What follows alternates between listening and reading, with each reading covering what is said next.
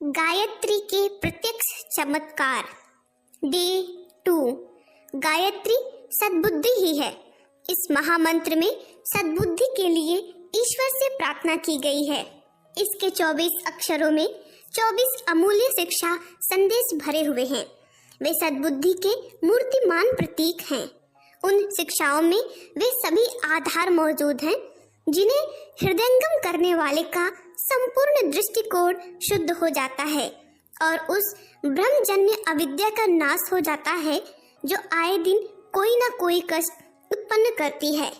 गायत्री महामंत्र की रचना ऐसे वैज्ञानिक आधार पर हुई है कि उसकी साधना से अपने भीतर छिपे हुए अनेकों गुप्त शक्ति केंद्र खुल जाते हैं और अंतस्थल में सात्विकता की निर्झरनी बहने लगती है।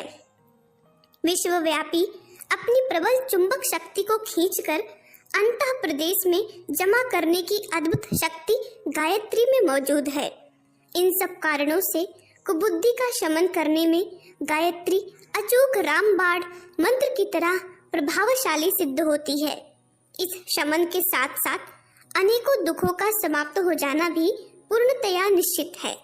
गायत्री देवी प्रकाश की वह अखंड ज्योति है जिसके कारण कुबुद्धि का अज्ञानांधकार दूर होता है और अपनी स्वाभाविक स्थिति प्राप्त हो जाती है, जिसको लेकर आत्मा इस पुण्यमयी धरती माता की परम शक्तिदायक गोदी में किलोल करने आया है।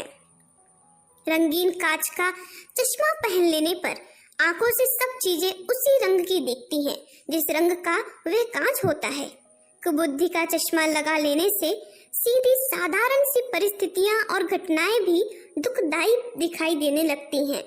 जिस मनुष्य को भौरा रोग हो जाए, सिर घूमता है, मस्तिष्क में चक्कर आते हैं, उसे दिखाई देता है कि सारी पृथ्वी, मकान, वृक्ष आदि घूम रहे हैं। डरपोक आदमी को झाड़ी में भूत दिखाई देता है। जिसके भीतर दोष है उसे बाहर के सुधार से कुछ लाभ नहीं हो सकता। उसका रोग मिटेगा तभी जब बाहरी अनुभूतियों का निवारण होगा। पीला चश्मा पहनने वाले के सामने चाहे कितनी ही चीजें बदल कर रखी जाएं, पर पीलेपन के अतिरिक्त और कुछ दिखाई न देगा। बुखार से मुंह कड़वा हो रहा हो तो उसे स्वादिष्ट पदार्थ भी कड़वे लगेंगे। कुबुद्धि ने जिसके दृष्टिकोण को, विचार प्रवाह को दूषित बना दिया है, वह चाहे स्वर्ग में रखा जाए, चाहे कुबेर सा धनपति या इंद्र सा सत्ता संपन्न बना दिया जाए, तो भी दुखों से छूट ना सकेगा। गायत्री महामंत्र का प्रधान कार्य कुबुद्धि का निवारण है। जो व्यक्ति कुबुद्धि से बचने और सन्मार्ग की ओर अग्रसर होने का व्रत लेता है, वही गायत्री का उपासक है।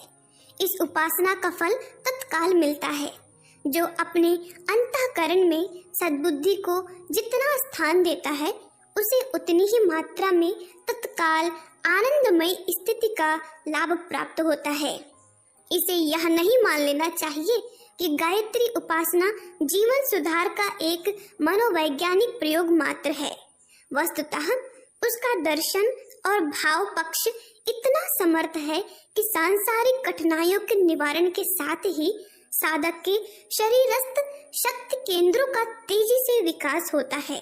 इन चक्रों, उपत्तिकाओं आदि में ऐसी विलक्षण क्षमताएं भरी पड़ी हैं जो साधक को अणिमा, गरिमा, लघिमा, महिमा, रिद्धि सिद्धियों से विभूषित कर देती है। इस जागृति का प्रभाव मनुष्य के व्यक्तित्व को समान रूप से विकसित करने में सहायक सिद्ध होता है। व्यायाम से शरीर पुष्ट होता है, अध्ययन से विद्या आती है, श्रम करने से धन कमाया जाता है, सत्कर्मों से यश मिलता है, सद्गुणों से मित्र बढ़ते हैं। इसी प्रकार उपासना द्वारा अंतरंग जीवन में प्रसुप्त पड़ी हुई अत्यंत ही महत्वपूर्ण शक्तियां सजग हो उठती हैं और उस जागृति का प्रकाश मानव जीवन के प्रत्येक क्षेत्र में एक विशिष्टता का रूप धारण करके प्रकट हुआ प्रत्यक्ष दृष्टि गोचर होता है। गायत्री उपासक में तेजस्विता की अभिवृद्धि स्वाभाविक है। तेजस्वी एवं मनस्वी व्यक्ति स्वभावतः हर दिशा में सहज सफलता प्राप्त करता चलता है। मानवीय मस्तिष्क में जो शक्ति केंद्र भरे पड़े हैं उनका पूरी तरह से उपयोग कर सकना तो दूर, अभी मनुष्य को उनका परिचय भी पूरी तरह नहीं मिलता है। मनोवैज्ञानिकों को अंतर मन की जितनी जानकारी अभी तक विशाल अनुसंधानों के बाद मिल सकी है उसे वे 2% के लगभग ही मानते हैं। प्रस्तुत मन की 98% जानकारी प्राप्त करना अभी शेष है। इस प्रकार शरीर शास्त्री डॉक्टरों ने बाहरी मस्तिष्क का केवल 8% ज्ञान प्राप्त किया है, शेष के बारे में वे अभी अनजान हैं। मस्तिष्क सचमुच एक जादू का पिटारा है। इसमें सोचने समझने की क्षमता तो है ही, साथ ही उसमें ऐसे चुंबक तत्व भी हैं जो अनंत आकाश में भ्रमण करने वाली अद्भुत सिद्धियों, विभूतियों एवं सफलताओं को अपनी ओर खींचकर आकर्षित कर सकते हैं। सूक्ष्म जगत में अपने अनुकूल वातावरण बना सकते हैं।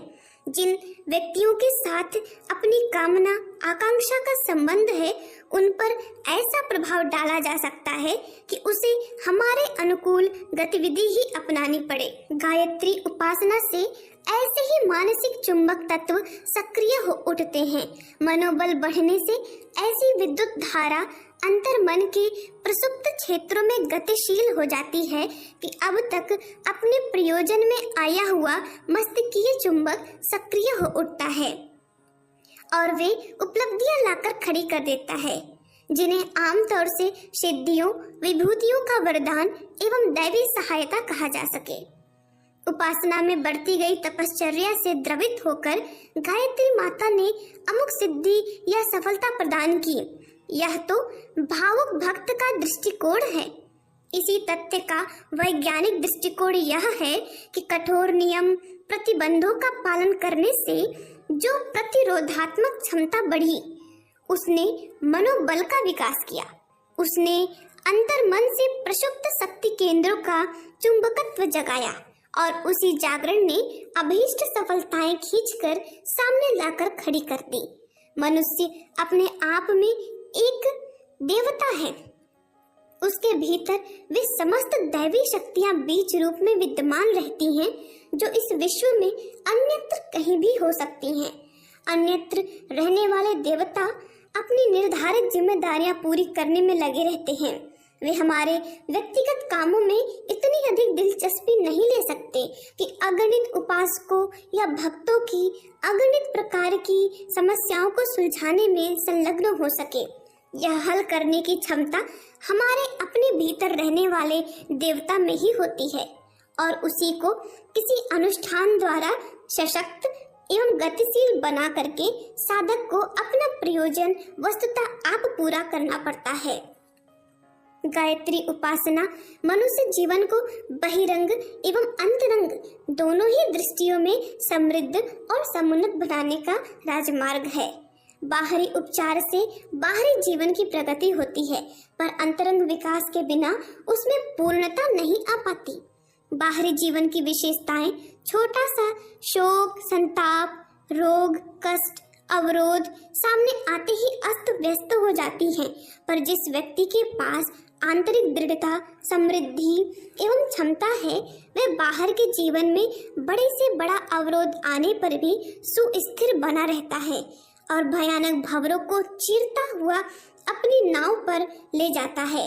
भौतिक समृद्धि और आत्मिक शांति के लिए उपासना की वैज्ञानिक प्रक्रिया अचूक साधना है और कहना ना होगा कि उपासनाओं में सर्वश्रेष्ठ एवं सर्वोपरि एकमात्र गायत्री महामंत्र की उपासना ही है। धन्यवाद। ओम शांति। क्रमशः